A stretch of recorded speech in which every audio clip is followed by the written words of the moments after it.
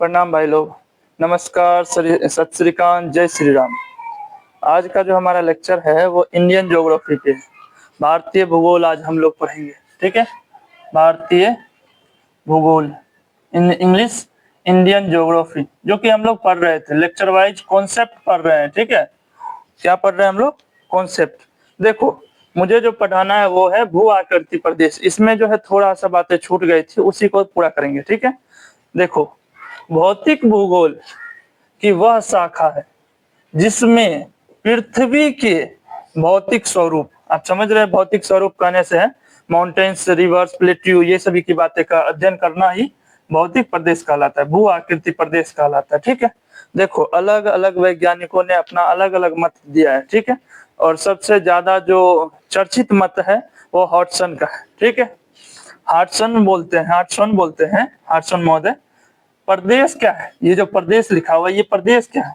उस क्षेत्र को कहा जाता है क्या, जहां विशेष प्रकार की भौतिक दशाएं, जलवायु यानी क्लाइमेट की बात कर रहा है, और विशेष प्रकार की वनस्पतियां जो फूलती है, प्राप्त होती है, उसे भौतिक प्रदेश कहते हैं या भू आकृति प्रदेश कहते हैं। ठीक है, भू आकृति प्रदेश कहते हैं।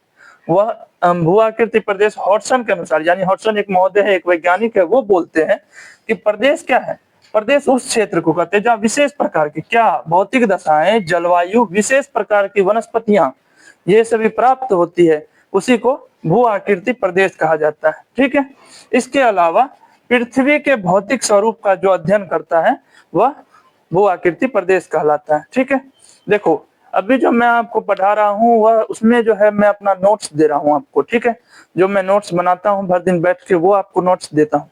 इसके अलावा मैं अभी क्या कर रहा हूँ कि 5 क्लास का जो बुक है सीबीएसई पैटर्न पर आधारित, रुको मैं दिखाता हूँ आपको। ये देखो, ये 5 क्लास का बुक है। ठीक है, इसी को मैं पूरा दिन पढ़ता हूँ और इसी को मैं पढ़ाता हूँ। ठीक है, अलग अलग प्रकार की अलग अलग बातें दी हुई है, सारा इंग्लिश में, सारे को मैं हिंदी में कन्वर्ट करता हूँ, पढ़ता हूँ, उसके बाद जो है मैं आपको अपना नोट्स बना के देता हूँ। क्लियर है? चलो, अब अगला जो है हम लोग पढ़ेंगे भारत की स्थलाकृति विविधता। ठीक है, मैं इसे मिटाता हूँ, उसके बाद स्थलाकृति विविधता के बारे में पढ़ेंगे। ठीक है, एनसीईआरटी के भी अनुसार पढ़ेंगे, एनसीईआरटी के अनुसार ही मुख्य तौर पे पढ़ेंगे। ठीक है, चलो आप उतार लो, उसके बाद मैं मिटा देता हूँ इसको। हम लोग जो पढ़ेंगे वो है ट्रॉपिकल डायवर्सिटी ऑफ इंडिया। ठीक है, इसका हिंदी मैंने लिखा है भारत की स्थलाकृति विविधता, इसके बारे में पढ़ेंगे। ठीक है, इसके बारे में कुछ वैज्ञानिकों ने अपना मत दिया है। ठीक है, लेकिन हम लोग मुख्य तौर पे एनसीईआरटी बेस रख के पढ़ेंगे। ठीक है, देखो, पहला क्या पढ़ेंगे? मैदान। ठीक है, मैदान प्लेन्स, इन इंग्लिश प्लेन्स। मैं इंग्लिश बताता चलूंगा क्योंकि यह जो है हिंदी इंग्लिश माध्यम है। ठीक है, प्लेन्स भारत का कितना प्रतिशत भाग रखा है बताइए? भारत का डैश प्रतिशत भाग पर है। ठीक है, आप कमेंट करो कि कोई कितने प्रतिशत भाग पर है। ठीक है, दूसरा हम लोग क्या पढ़ेंगे? पठार। पठार मीन्स प्लेट्यू। ठीक है, प्लेट्यू प्लेट्यू प्लेट्यू। ठीक है, यह कितना प्रतिशत पर है? तो देखो मैं लिखाता चलता हूँ, 43.2% पर है। ठीक है, मैदान जो है भारत का 43.2% भाग पर है। ठीक है, और यह 27.7% पर, अगर आप लगभग रखो तो 27%। ठीक है, पठार कितने प्रतिशत भाग पर है? भारत के कितने प्रतिशत? तो 27% है, लगभग। भारत का कितना प्रतिशत भाग प्लेन्स यानी मैदान रखा है? तो मैदान रखा है 43.2%। ठीक है, पहाड़ियां यानी माउंटेन्स, पहाड़ या पहाड़ियां। ठीक है, माउंटेन्स माउंटेन्स। ठीक है, पहाड़ या पहाड़ियां, माउंटेन्स बोलेंगे। ठीक है, या माउंटेन्स या पहाड़, पर्वत लिख देता हूँ यहाँ, ज्यादा अच्छा होगा। ठीक है, पर्वत। पर्वत कितने भाग पर है? तो पर्वत जो है 10.5 भाग पर, 10.5 भाग पर, या लगभग आप बोलो तो 11% भाग पर है।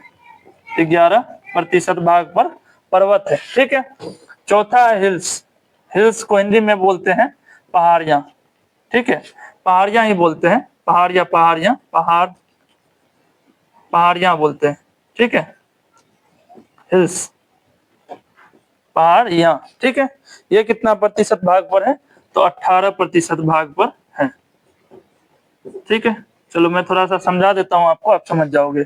देखो, मुझे जो पढ़ना है, आज का जो टॉपिक है वह स्थलाकृति विविधता के बारे में पढ़ना है, ठीक है। Diversity of tropical diversity of India, Bharat की स्थलाकृति विविधता के बारे में हम लोग पढ़ेंगे। पहला हम लोग पढ़ेंगे मैदान, पठार, पर्वत और पहाड़ियां, यानी हिल्स, हिल्स बोलेंगे इन इंग्लिश, हिंदी पहाड़ियां था। भारत का 43.2% भाग पर जो है केवल और केवल मैदान है, जो मैदान फ्लैट सरफेस है ना वो, ठीक है। पठार जो है 27.7, लगभग 27% मान के चले। माउंटेन्स कितने भाग पर है? तो 10.5 भाग पर, लगभग 11%, ठीक है। और हिल्स जो है 18% भाग पर है, ठीक है। समझ गए इस लाइन को? चलो अगला लाइन मैं आपको समझाता हूँ, ठीक है। अब एक महोदय आएंगे, एसपी चटर्जी, ध्यान से देखेंगे। यहां मैं लिख देता हूं, भारत का भौतिक प्रदेश जो है, भारत का भौतिक प्रदेश, भारत का भौतिक प्रदेश, भारत का भौतिक प्रदेश या भारत का भौतिक वर्गीकरण जो किया गया है, एसपी वर्गीकरण किया गया है एसपी चटर्जी, ठीक है, याद रखेंगे, एसपी चटर्जी महोदय के द्वारा, एसपी चटर्जी महोदय के द्वारा जो किया गया है, कब किया गया है? तो 1964 में, द्वारा 1964 में किया गया है। तभी 4 प्रदेशों के रूप में किया गया था। कितने प्रदेश के रूप में? 4 प्रदेशों के रूप में, ठीक है, 4 प्रदेशों के रूप में बांटा गया था। आपको मैं ये समझाता हूं, देखो इसके हिसाब से हम लोगों को नहीं पढ़ना है, हम लोगों को पढ़ना है एनसीईआरटी, मेन एनसीईआरटी है तो एनसीईआरटी के अनुसार पढ़ेंगे, क्योंकि सवाल जो वो एनसीईआरटी से पूछता है, ठीक है। मैं बस इसको थोड़ा सा समझा दूंगा कैसे कैसे इन्होंने बांटा था, उसके बाद मैं समझाऊंगा एनसीईआरटी में कैसे बोला गया, ठीक है। पढ़ना एनसीईआरटी मेन है, बेस रख के। देखो, भारत का वर्गीकरण, भौतिक वर्गीकरण जो किए थे एसपी चटर्जी किए थे जब, तो उन्होंने 1964 में 4 प्रदेशों में 4 प्रदेशों के रूप में बांटा था, लेकिन बाद में एक प्रदेश और जोड़ के 5 प्रदेशों के रूप में हो गया था, समझ गए। अब क्या होगा कि ये 4 प्रदेश और एक जो जोड़ा गया 5 प्रदेश को मैं समझा देता हूं, उसके बाद एनसीईआरटी बेस पढ़ते चले जाएंगे, ठीक है। चलो आप इसको उतारो पहले। भारत की स्थलाकृति विविधता हम लोग जो अभी पढ़ रहे हैं, उस पर मैंने बताया कि एसपी चटर्जी महोदय जो हैं, ठीक है, चटर्जी महोदय के अनुसार 1964 में 4 प्रदेशों के रूप में जोड़ा गया, 4 प्रदेशों के रूप में बांटा गया, ठीक है। जो 4 प्रदेश के रूप में बांटा गया था, पहला था उत्तरी पर्वतीय प्रदेश, दूसरा था उत्तरी विशाल मैदान, तीसरा प्रायद्वीपीय पठारी प्रदेश और चौथा था तटीय मैदानी प्रदेश, ठीक है। लेकिन बाद में क्या किया गया था ना, इसमें एक एक्स्ट्रा जोड़ दिया गया था, द्वीप समूह को जो है जोड़ा गया था, ठीक है, जोड़ा गया था, ठीक है। देखो मैंने अभी जो आपको बताया वो एसपी चटर्जी के अनुसार 4 भागों में जोड़ा गया था, ठीक है, 4 भागों में बांटा गया था और एक जो है अलग से जोड़ दिया गया था, यही 5वां अलग से जुटा है, ठीक है। देखो अभी जो हम लोग पढ़ेंगे वो एनसीईआरटी बेस के अनुसार पढ़ेंगे, ठीक है, एनसीईआरटी के अनुसार पढ़ेंगे, ठीक है। लेकिन एनसीईआरटी के अनुसार जो है 6 भागों में बांटा गया है, ठीक है। भारत के भौतिक प्रदेश जो है एनसीईआरटी के अनुसार कितने भागों में बांटा गया है? तो 6 भागों में बांटा गया। उन 6 भागों को हम लोग पढ़ेंगे, ठीक है। उसी से सवाल बनता है और उसी से सवाल पूछा जाता है, अलग अलग प्रकार के सवाल अलग अलग तरह से घुमा के पूछेगा, ठीक है। आप लोग ध्यान दीजिएगा। चलिए हम लोग पढ़ेंगे क्या? भारत के भौतिक प्रदेश, भारत के भौतिक प्रदेश, भौतिक प्रदेश, प्रदेश, प्रदेश, भारत के भौतिक प्रदेश एनसीईआरटी के अनुसार, किसके अनुसार? एनसीईआरटी के अनुसार, अकॉर्डिंग टू एनसीईआरटी, ठीक है, एनसीईआरटी के अनुसार ये जो है 6 भागों में बांटा गया। कितने भागों में? 6 भागों में बांटा गया है, ठीक है। तो हम लोग 1 नंबर से देखते हैं, ठीक है। चलो भारत के भौतिक प्रदेश को पढ़ेंगे, लेकिन वो कितने भागों में बांटा गया है? तो 6 भागों में बांटा गया। एक लाइन से हम लोग पढ़ते जाएंगे एज अ कॉन्सेप्ट, कॉन्सेप्ट है तो वो किसी भी एग्जाम में हो पूछेगा ही पूछेगा, ठीक है, कॉन्सेप्ट से बाहर नहीं पूछा जाता है, ठीक है। तो चलो आप इसको उतार लो, तब मैं मिटाऊंगा, उसके बाद आगे लिखता हूँ, ठीक है। भारत के भौतिक प्रदेश, क्या पढ़ रहे थे, भारत के भौतिक प्रदेश, ठीक है, ये पढ़ रहे थे। देखो मैंने बताया एनसीईआरटी के हिसाब से 6 भागों में बांटा गया, एसपी चटर्जी के हिसाब से भी मैंने बताया कि 4 भागों में बांटा गया था, लेकिन बाद में एक जोड़ के उसको 5 भागों में बांट दिया गया था, ठीक है। तो आज जो हम लोग पढ़ेंगे वो एनसीईआरटी के अनुसार, मैंने बताया अकॉर्डिंग टू एनसीईआरटी, यानी बेस एनसीईआरटी है हमारा, ठीक है। कितने भागों में बांटा गया है, तो बोलेंगे 6 भागों में बांटा गया, ठीक है। पहला है उत्तरी एवं उत्तरी पूर्वी प्रदेश, ठीक है, in English northern and north eastern mountain hemisphere, ठीक है। उत्तरी विशाल मैदान, नॉर्थर्न ग्रेट प्लेन्स, प्रायद्वीपीय भारत, पेनिसुलर इंडिया। देखो पेनिसुलर, ठीक है, पेनिसुला क्या होता है, कोई बता सकते हैं? तो देखो पेनिसुला इन 5 क्लास के बुक में दिया हुआ है कि ऐसा कोई स्थान जो 3 तरफ से पानी से घिरा हुआ हो, पेनिसुला कहलाता है, ठीक है। देखो हमारा भारत पेनिसुलर है, हमारा भारत जो है पेनिसुला है, कैसे है, 3 तरफ से पानी से घिरा हुआ है। भारत के पश्चिमी और पूर्वी तथा दक्षिणी, इन तीनों भाग में पानी है। आप देखो तो भारत के पश्चिमी अरबियन सागर पूरा उधर है, पूर्वी में जो है बे ऑफ बंगाल, बीओबी, बंगाल की खाड़ी भरी हुई है, नीचे से देखो तो हिंद महासागर, नीचे से हिंद महासागर है, ठीक है। तो ये तीनों तरफ जो है पानी से घिरा हुआ है, एक तरफ से बिना पानी का है, यानी पेनिसुला उसी को बोलते हैं जो तीनों तरफ से पानी से घिरा हुआ हो। अगर आपसे पूछे क्या भारत एक पेनिसुला है, तो आप बोलेंगे जी भारत एक पेनिसुला है, क्योंकि भारत जो है तीनों साइड से पानी से घिरा हुआ है। क्लियर हो गया? पेनिसुला ये वर्ड जो है ना, पेनिसुला ये वर्ड पूछा जाता है, इसलिए मैंने पेनिसुला को पहले क्लियर कर दिया ताकि आप कंफ्यूजन में मत हो, ठीक है। चौथा था तटीय मैदानी प्रदेश, कोस्टल प्लेन्स रीजन। पांचवा है थार मरुस्थल, थार मरुस्थल कहाँ है, राजस्थान में, ठीक है, थार डेजर्ट। द्वीप समूह, आइलैंड, कुछ लोग आइलैंड पढ़ते हैं, कुछ लोग इजलैंड पढ़ते हैं, ठीक है, कंफ्यूजन में मत रहना। देखो आज हम लोग जो पढ़ेंगे फर्स्ट, अभी मैं शुरू जो करूंगा वह उत्तरी एवं उत्तरी पूर्वी प्रदेश से है, northern and north eastern mountain hemisphere, ठीक है। लेकिन अभी मैं आपको समझा रहा था कि आज हम लोगों को अभी क्या क्या पढ़ना है, ठीक है, लेक्चर वाइज के रूप में हम लोग जो पढ़ते चल जाएंगे वो यही है, ठीक है। उत्तरी एवं उत्तरी पूर्वी प्रदेश, northern and north eastern mountain hemisphere, तटीय मैदानी प्रदेश, कोस्टल प्लेन्स रीजन, थार मरुस्थल, थार डेजर्ट, द्वीप समूह, आइलैंड, ये सब हल्का है। इसमें थोड़ा सा जो है आप लोगों को पढ़ना पड़ेगा, इसमें पूरा हिमालय का विस्तार जो है इसी में दिया हुआ है। उत्तरी एवं उत्तरी पूर्वी प्रदेश जो है इसमें पूरा हिमालय का विस्तार है, हम लोग पूरा हिमालय का विस्तार इसी में पढ़ेंगे, ठीक है। तो चलो आप इसको उतार लो, मैं इसे मिटाऊंगा। उत्तरी एवं उत्तरी पूर्वी प्रदेश, ठीक है, northern and north eastern mountain hemisphere. देखो अभी मैंने 6 भागों को बताया, पहला भाग से शुरू करेंगे, ठीक है। इस भाग में हिमालय पर्वत का पूर्ण विस्तार है, इस भाग में किसका विस्तार है, इस भाग में हिमालय पर्वत का, ठीक है, हिमालय पर्वत का, हिमालयाज माउंटेन, हिमालय पर्वत का विस्तार है।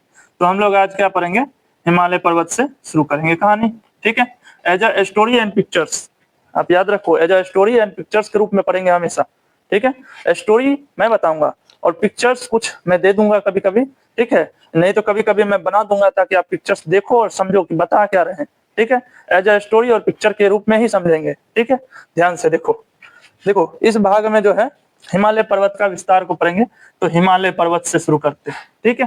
किस चीज से शुरू करेंगे, हिमालय पर्वत। देखो हिमालय पर्वत से सवाल पूछे गए हैं, एनसीईआरटी बेस करके जो है आपसे बीपीएससी पीआरटी टीचर में सवाल पूछा गया है, 6 to 8 में भी सवाल पूछा गया है, ठीक है, हिमालय पर्वत से सवाल आया है, ठीक है। आप लोग समझ गए होंगे इस बात को, ठीक है ना। चलो देखो हिमालय पर्वत, इसका उत्पत्ति काल क्या है, मतलब यह जो आया है यह इसका उत्पत्ति काल क्या है, ये आपको बताना है, ये किस काल में आया है, ठीक है। तो टर्सरी काल में आया है, किस काल में आया है, टर्सरी काल में आया है, ठीक है।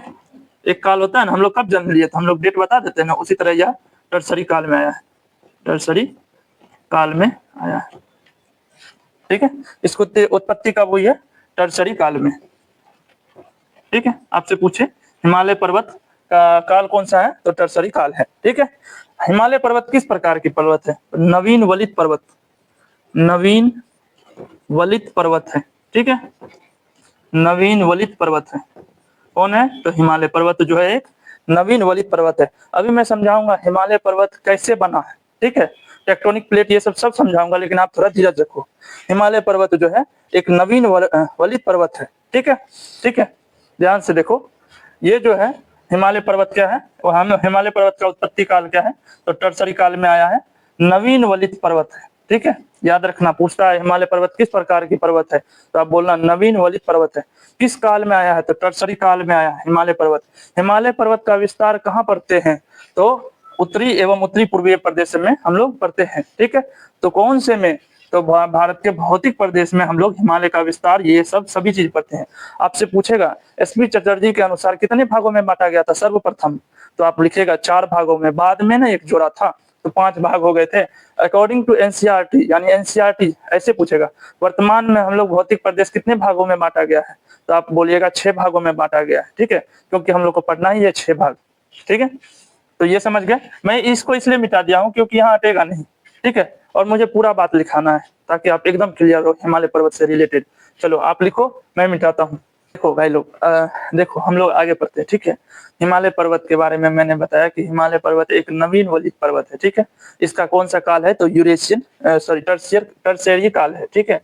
हिमालय पर्वत का निर्माण, यहाँ छूट गया है, निर्माण कब हुआ है, देखो निर्माण लिखा हुआ है लगभग 6.5 करोड़ वर्ष पहले, ठीक है, यूरेशियन तथा भारतीय प्लेट के अभिसरण से हुई है। इसका मतलब मैं समझाता हूँ। देखो एक यूरेशियन है और एक भारतीय प्लेट जब दोनों मिली थी तब जो है हिमालय पर्वत का निर्माण हुआ है, ठीक है। मैं उसको भी समझाऊंगा एज अ पिक्चर, ठीक है।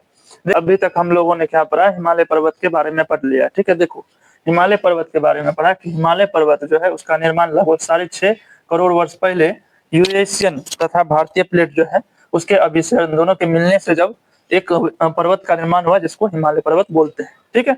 इस बात को भी हम लोग पढ़े, लेकिन इसमें एक क्वेश्चन पूछता है कि जब हिमालय पर्वत का निर्माण हुआ उससे पहले उस किसका अवशेष मिलता है, तो आपसे सवाल पूछेगा हिमालय पर्वत बनने से पहले किसका अवशेष हिमालय के स्थान पर, हिमालय के स्थान पर, हिमालय के स्थान पर किसका अवशेष मिलता है, के स्थान पर किसका अवशेष मिलता है, ये सवाल आपसे पूछेगा। हिमालय के स्थान पर किसका अवशेष मिलता है, ठीक है।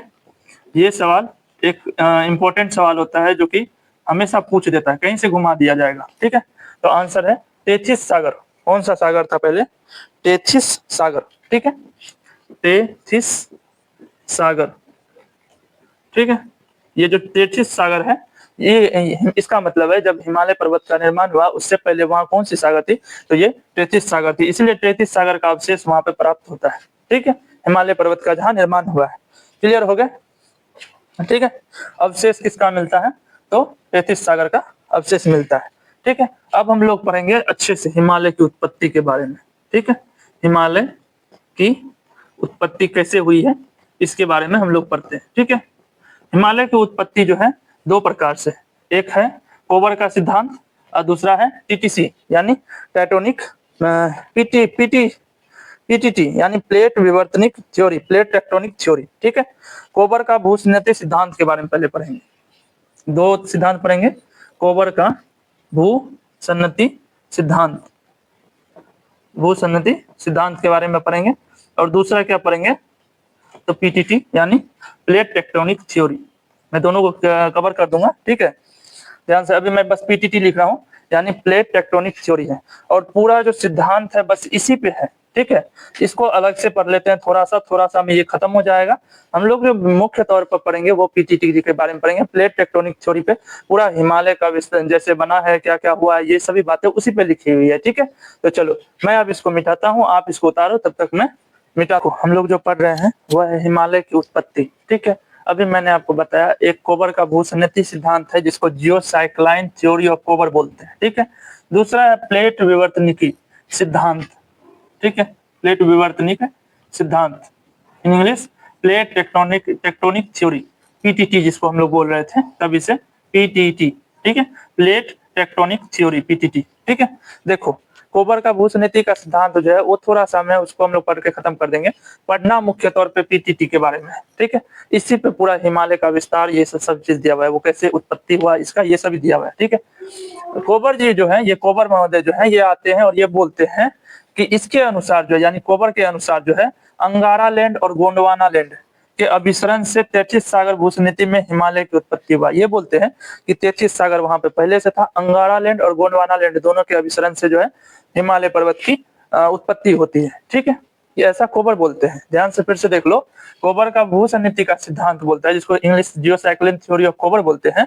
वह क्या बोलते हैं, अंगारा लैंड जो है और गोंडवाना लैंड, अंगारा लैंड और गोंडवाना लैंड दोनों जब आपस में अभिसरण करते हैं 33 भूसन्निधि में, तो हिमालय की उत्पत्ति होती है, ऐसा कोबर बोलते हैं। ठीक है, लेकिन हम लोग जो मुख्य तौर पे पढ़ते हैं, अगर हिमालय की उत्पत्ति से रिलेटेड हिमालय की उत्पत्ति कैसे हुई इसके बारे में पढ़ते हैं, तो वो बताता है पीटीटी यानी पहले प्लेट टेक्टोनिक थ्योरी। देखो, प्लेट विवर्तनिकी का सिद्धांत, यही बात जो है हम लोगों को पढ़ना है, इंपॉर्टेंट भी यही है, प्लेट विवर्तनिका का सिद्धांत। ठीक है, यूएसए के, कहाँ के, अमेरिका के प्रिंसटन विश्वविद्यालय के प्रिंसटन विश्वविद्यालय है, वहां के 3 प्रोफेसर ने इस टेक्टोनिक थ्योरी को बताया है। ठीक है, ध्यान से समझेंगे। देखो, प्लेट टेक्टोनिक थ्योरी को अमेरिका के जो है प्रिंसटन विश्वविद्यालय के 3 प्रोफेसर जो है, एक है मैकेंजी मार्गन, दूसरा है मैकेंजी मार्गन और वह पार्कर मैकेंजी मार्गन व पार्कर द्वारा यह सिद्धांत प्रस्तुत किया गया है। ठीक है, 3 यूएसए के 3 प्रोफेसर थे, कौन से विश्वविद्यालय के, मैंने लिखा है प्रिंसटन विश्वविद्यालय के 3 प्रोफेसर थे जिन्होंने पीटीटी का सिद्धांत दिया है। ठीक है, पहला है मैकेंजी मार्गन व पार्कर, ये 3 व्यक्ति जो है इन्होंने ही पीटीटी का सिद्धांत दिया है। ठीक है, अभी मैं समझाता हूँ ये कैसे हुआ है। तो चलो आप पहले इसको उतार लो, उसके बाद हम लोग प्लेट विवर्तनिकी का सिद्धांत को अच्छे से पढ़ेंगे। ठीक है, चलो ध्यान देते हैं। अभी आप लोग पहले उतारो, मैं मिटाता हूँ। देखो, अब जो है हम लोग पढ़ेंगे वो पीटीटी के बारे में पढ़ेंगे। पीटीटी क्या होता है, प्लेट टेक्टोनिक थ्योरी। ठीक है, देखो यहाँ मैंने लिखा है प्लेट टेक्टोनिक थ्योरी। क्या होता है, हिमालय की उत्पत्ति 33 सागर में यूरेशियन प्लेट और भारतीय प्लेट। देखो मैं समझाता हूँ, 33 सागर एक स्थान है, जहाँ एक जगह है जहाँ पूरा पानी है। ठीक है, वहाँ 2 पर्वत, 2 सागर, देखो यहाँ लिखा है 2 प्लेट, एक यूरेशियन प्लेट और एक भारतीय प्लेट, दोनों जब टकराए तो एक फूला हुआ निर्माण हुआ, एक जगह का निर्माण हुआ, जिसको हम लोग हिमालय पर्वत बोलते हैं। ठीक है, एक स्थान है, एक जगह है, 33 सागर पूरा समुद्र है, वहां 2 प्लेट आके आपस में जब टकराए तो वहां एक देखो आप ऐसे टकराओगे तो यहाँ कुछ ना कुछ स्थान ऊपर होगा ना, तो ये जो स्थान ऊपर हुआ इसी को हम लोग हिमालय पर्वत बोले। ठीक है, एज अ पिक्चर मैं आपको दे दूंगा। ठीक है, ध्यान से देखो, तो दो प्लेट आपस में टकराए तो वहां एक स्थान जो ऊपर उठा उसको हम लोग हिमालय पर्वत के रूप में जानते हैं। वही लिखा हुआ है, जब 33 सागर आया और इधर से भारतीय प्लेट दोनों आपस में टकराए, जो यह जगह है वो यह जो जगह है उसको बोलते हैं 33 सागर। जब दोनों टकराए तो यहाँ एक कुछ निर्माण हुआ बड़ा सा, जो बड़ा सा निर्माण हुआ उसको हम लोग हिमालय पर्वत बोले। ठीक है, एज अ पिक्चर मैं आपको दे दूंगा। ठीक है, देखो, हिमालय के आधार में ग्रेनाइट नीस चट्टाने मिलती है। आपसे पूछेगा हिमालय के जो आधार में है उसमें क्या मिलती है, तो ग्रेनाइट नीस चट्टाने मिलती है। ठीक है, जबकि ऊपरी हिस्से में, ऊपर में अवसादी चट्टाने मिलती है। अवसादी चट्टाने जो होती है वो सबसे ऊपर, मैं इसको समझा दूंगा, ये अवसादी चट्टाने नीस चट्टाने क्या होता है मैं आपको बताऊंगा। ठीक है, पहले समझ लो, आधार में नीचे में जो है क्या मिलती है, ग्रेनाइट नीस चट्टाने मिलती है, जबकि ऊपर में अवसादी चट्टाने प्राप्त होती है। ठीक है, ये अल्पलाइन भू हलचल क्या है मैं बता देता हूँ। अल्पलाइन भू हलचल जो है हिमालय की उत्पत्ति इसी के कारण हुई है। किसके कारण, हिमालय की उत्पत्ति जो है वह इसी के कारण हुई है। जब अल्पलाइन भू हलचल हुई थी तब हिमालय की उत्पत्ति हुआ था, ऐसा है। ठीक है, यह टेक्टोनिक थ्योरी के अनुसार है। ठीक है, और मुख्य तौर पे जो माना जाता है वह प्लेट टेक्टोनिक थ्योरी ही है, और हम लोग इसी के बारे में पढ़ेंगे। पर इसी के बारे में हम लोगों ने पढ़ा। अब जो है हम लोग हिमालय का वर्गीकरण करेंगे। ठीक है, अब वर्गीकरण करने के बाद उसके बारे में आगे चर्चा करेंगे, उसके बारे में मैं बताऊंगा, पढ़ाऊंगा। ठीक है, चलो आप लोग इसको भी उतार लो, मैं इसको एक लाइन फिर से समझा देता हूँ। देखो, हम लोगों ने पढ़ा कि कोबर जो है, कोबर अपना भूसन्निधि का सिद्धांत देते हैं। ठीक है, उसमें मैंने आपको बता दिया था कि 2 लैंड टकराते हैं तो उससे हिमालय का उत्पत्ति होता है, ऐसा कोबर ने कहा था। लेकिन हम लोग को पढ़ना जो है वो पीटीटी है, plate tectonic theory. Plate tectonic theory पढ़ना है। अब यही इसी पे बेस है पूरा हिमालय। ठीक है, तो प्लेट टेक्टोनिक थ्योरी कहता है हिमालय की जो उत्पत्ति है 33 सागर में हुई है, ठीक है। 33 सागर वो स्थान है। अगर आपसे पूछे हिमालय की जगह जो है वो किस चीज का अवशेष मिलेगा, तो आप लोग बोलिएगा 33 सागर का, क्योंकि 33 सागर था वहां पे। उसके जगह उसमें जो है यूरेशियन प्लेट और भारतीय प्लेट, यूरेशियन प्लेट आया और भारतीय प्लेट दोनों जो टकराया तो एक जगह बना ऊंचा सा, जिसको हम लोगों ने हिमालय कहा। हिमालय के आधार में यानी नीचे से ग्रेनाइट नीच चट्टानें मिली और सबसे ऊपरी हिस्से में अवसादी चट्टानें प्राप्त हुई, ठीक है। अल्पलाइन भू हलचल के कारण ही हिमालय की उत्पत्ति हुई थी। एकदम क्लियर है। चलो अब हम लोग आगे बढ़ते हैं। अब हम लोग पढ़ेंगे हिमालय का वर्गीकरण। अभी तक हम लोग जो पढ़े आप लोग ने देखा, अब हम लोग पढ़ेंगे हिमालय का वर्गीकरण, क्लासिफिकेशन ऑफ हिमालय, ठीक है। हिमालय का वर्गीकरण, क्लासिफिकेशन ऑफ हिमालयज, ठीक है। देखो हिमालय का वर्गीकरण तीन भागों में इसको बांटा गया है, ठीक है। उन तीनों भागों को हम लोग पहले पढ़ लेते हैं। पहला है ट्रांस हिमालय, ठीक है, ट्रांस हिमालय, ध्यान से देखिएगा, ठीक है, गलती नहीं कीजिएगा। ट्रांस हिमालय। दूसरा है मुख्य हिमालय, क्या नाम है, मेन हिमालय, मुख्य हिमालय, ठीक है। हिमालय देता हूं, आप लोग समझ जाना हिमालय लिखे है सर, ठीक है। तीसरा है पूर्वांचल हिमालय, पूर्वांचल हिमालय, ठीक है। हिम दे देता हूं, आप लोग समझ जाना हिमालय लिखे है सर, हिम, ठीक है। ट्रांस हिमालय, मुख्य हिमालय और पूर्वांचल हिमालय, नंबर 3, ये 3 ही पढ़ेंगे हम लोग। हिमालय का जो वर्गीकरण किया है 3 भागों में, पहला कौन सा है, ट्रांस हिमालय, मुख्य हिमालय और तीसरा पूर्वांचल हिमालय। देखो ट्रांस हिमालय को 4 भागों में, ट्रांस हिमालय को 4 भागों में, एक है काराकोरम श्रेणी, काराकोरम श्रेणी, काराकोरम श्रेणी, ठीक है, काराकोरम श्रेणी। ट्रांस हिमालय को 4 भागों में, काराकोरम, लद्दाख, जास्कर, कैलाश, काराकोरम, लद्दाख, जास्कर, कैलाश, ठीक है। इन सभी श्रेणी में बांटा गया है, कैलाश श्रेणी। देखो आप ध्यान से समझना मैं क्या समझा रहा हूं आपको।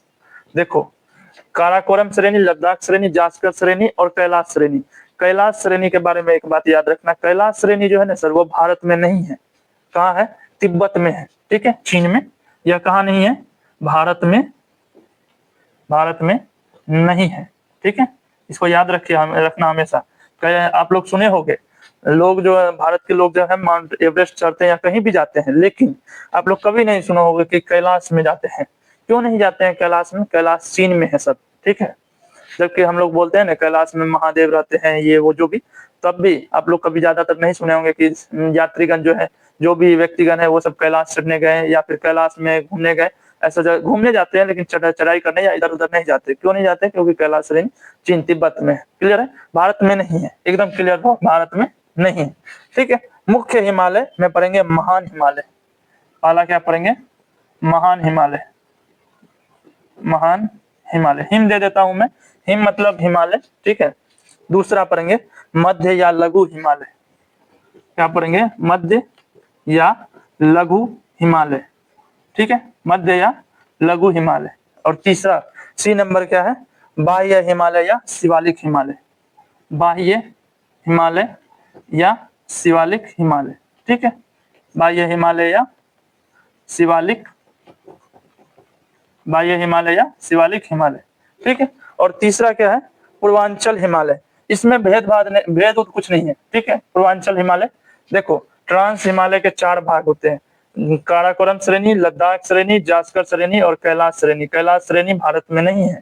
मुख्य हिमालय का है, मुख्य हिमालय में कौन कौन से आते हैं, एक आता है महान हिमालय, दूसरा आता है मध्य हिमालय जिसको लघु हिमालय भी बोलते हैं, बाह्य हिमालय या शिवालिक हिमालय, एक ही बात है। और तीसरा आता है पूर्वांचल हिमालय, ठीक है। तो हम लोग पहला शुरू करेंगे ट्रांस हिमालय से, गप को शुरू करेंगे, कहानी को शुरू करेंगे, ठीक है। आप लोग देखो ट्रांस हिमालय से मैं शुरू करता हूँ, तब तक आप इसको उतार लो। जो है हम लोग पहला क्या पढ़ेंगे इसके बारे में। देखो मैंने आपको बताया हिमालय का वर्गीकरण 3 भागों में बांट दिया गया था। 3 भाग का पहला भाग जो है ट्रांस हिमालय मैंने बताया। देखो ट्रांस हिमालय को पार हिमालय, तिब्बत हिमालय ये सभी बोलते हैं, ठीक है। ट्रांस हिमालय को ही बोलते हैं, ठीक है। देखो ट्रांस हिमालय के बारे में पढ़ेंगे, लद्दाख व तिब्बत, इसका विस्तार कहाँ है, विस्तार पहले पढ़ेंगे, विस्तार कहाँ है, तो लद्दाख, लद्दाख व तिब्बत, लद्दाख व तिब्बत में मिलेगा, ठीक है, तिब्बत में मिलता है। इसका विस्तार कहां से कहां तक मिलेगा आपको, तो लद्दाख ऊपर का साइड है, उधर से तिब्बत साइड पूरा चल जाता है। तिब्बत है चीन में, ठीक है। ये तिब्बत कहाँ है? तो सर चीन में। लद्दाख से चीन तक जो है आपको इसका विस्तार मिलेगा। किसका? ट्रांस हिमालय बोल लो, पार हिमालय बोल लो, या तिब्बत हिमालय बोल लो। ठीक है। यह महान हिमालय के वृष्टि छाया क्षेत्र में, यह महान हिमालय के महान हिमालय के महान हिमालय के वृष्टि छाया क्षेत्र में अवस्थित है। वृष्टि छाया क्षेत्र में है। ठीक है। वृष्टि छाया क्षेत्र में स्थित है। ठीक है। स्थित है। स्थित है। ठीक है। यह महान हिमालय के वृष्टि छाया क्षेत्र में स्थित है। ठीक है। अतः यहाँ शुष्क जलवायु, यहाँ कैसी जलवायु पाई जाएगी? शुष्क जलवायु। शुष्क जलवायु। अतः यहाँ शुष्क जलवायु, जलवायवीय दशाओं का विकास हुआ। जलवायवीय, ठीक है, लिखा हुआ था, जलवायवीय दशाओं का विकास हुआ है। दशाओं का विकास हुआ है। ठीक है। विकास हुआ है। ठीक है। अच्छा, मैं इसमें एक सवाल पूछना चाहता हूं आपसे, आप ध्यान से इस सवाल का पहले आप आंसर दो। ठीक है। देखो, कोल्ड डेजर्ट, ये सवाल पूछा गया था। Cold desert national park, cold desert national park. पहले आप इस सवाल का आंसर दो, फिर मैं आपको आगे बताता हूँ। इसी में, इसको मैंने अभी खत्म नहीं किया है, लेकिन मैं आपको पूरा बताऊंगा। ठीक है। पहले आप बताओ, ये जो कोल्ड डेजर्ट नेशनल पार्क है, ये कहाँ है? किस जगह पे है ये पूछ रहा हूँ, किस राज्य में है ये पूछ रहा हूँ। ठीक है। ये कोल्ड डेजर्ट नेशनल पार्क कहाँ है ये पूछ रहा हूँ। तो देखो, कोल्ड डेजर्ट नेशनल पार्क है एचपी में। ठीक है। सॉरी, हिमाचल प्रदेश में। मैं पूरा लिख देता हूँ, हिमाचल प्रदेश में। ठीक है। हिमाचल प्रदेश में है। ठीक है। देखो, एचपी लिखा तो हिमालय पर्वत मत समझना, हिमाचल प्रदेश था। ठीक है। कहाँ है? हिमाचल प्रदेश में है। लेकिन अगर आपसे पूछे ये लद्दाख, देखो लद्दाख को एक और नाम से जानते हैं, कोल्ड डेजर्ट। Cold desert. अगर आपको बोले कि ये कोल्ड डेजर्ट को किस नाम, कोल्ड डेजर्ट किस जगह को जाने जाते हैं, किस नाम से जानते हैं, तो लद्दाख को ही कोल्ड डेजर्ट कहते हैं। लेकिन अगर आप बोल दिए कोल्ड डेजर्ट नेशनल पार्क कहाँ है, तो आप याद रखेगा हिमाचल प्रदेश में है। ठीक है। एकदम क्लियर हो गया है। चलो अब आगे बढ़ते हैं। एक देखो भाई लोग, एक लाइन छूट गया था। ठीक है। मैं आपको समझा देता हूँ। ये जो वृष्टि छाया क्षेत्र है, ये मैंने समझाने के लिए छोड़ दिया था। ठीक है। लेकिन मैं आपको अभी समझा देता हूँ। ठीक है। पहले ध्यान से देख लो, वृष्टि छाया क्षेत्र क्या होता है, मैं यही समझा देता हूँ। देखो, देखो एक पर्वत इस प्रकार से, ठीक है, और एक पर यहाँ से जो है खत्म, इस तरह का पर्वत है। ठीक है। अब यहाँ जो है बादलें जमा हुई कई सारी। अब यहाँ पे वर्षा हुई, वर्षा होना शुरू हुई, ज्यादा वर्षा हुई। ठीक है। ज्यादा वर्षा हुई, ज्यादा वर्षा हुई। अब बताओ, ये स्थान नजदीक, यहाँ पे ज्यादा वर्षा हुई। ठीक है।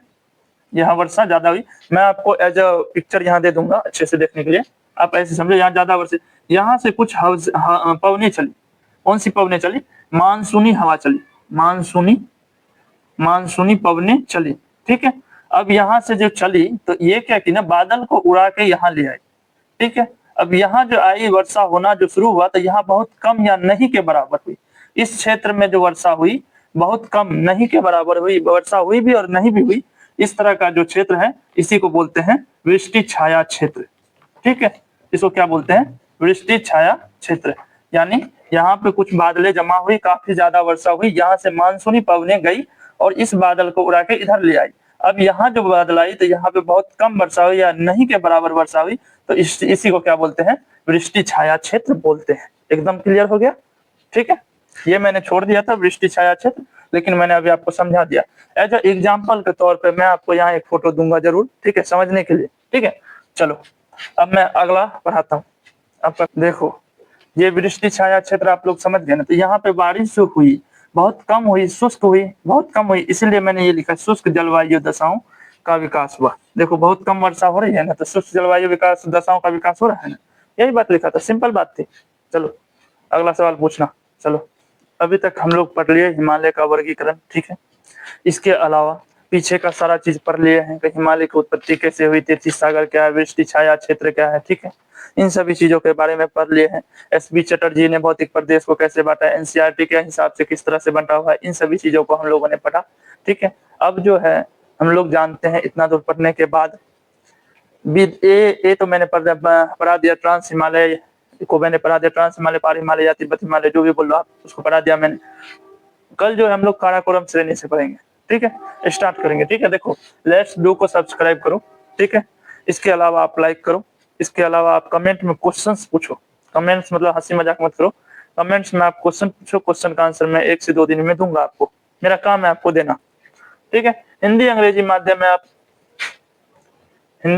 माध्यम में आपको पढ़ाया जाएगा, ठीक है। मेरा काम है आपको आपका सिलेबस आपके एग्जाम से पहले खत्म करना, ठीक है। लेकिन एग्जाम भी जस्ट आने ही वाला है, मई तक आ जाएगा, मुझे ऐसा मालूम चला है, मई लास्ट तक, ठीक है। तो देखो, आपको अंग्रेजी माध्यम में पढ़ाऊंगा, अंग्रेजी हिंदी दोनों माध्यम में पढ़ाऊंगा। तो अगर आपको यह वीडियो बहुत अच्छी लगे तो जरूर सब्सक्राइब करें। धन्यवाद।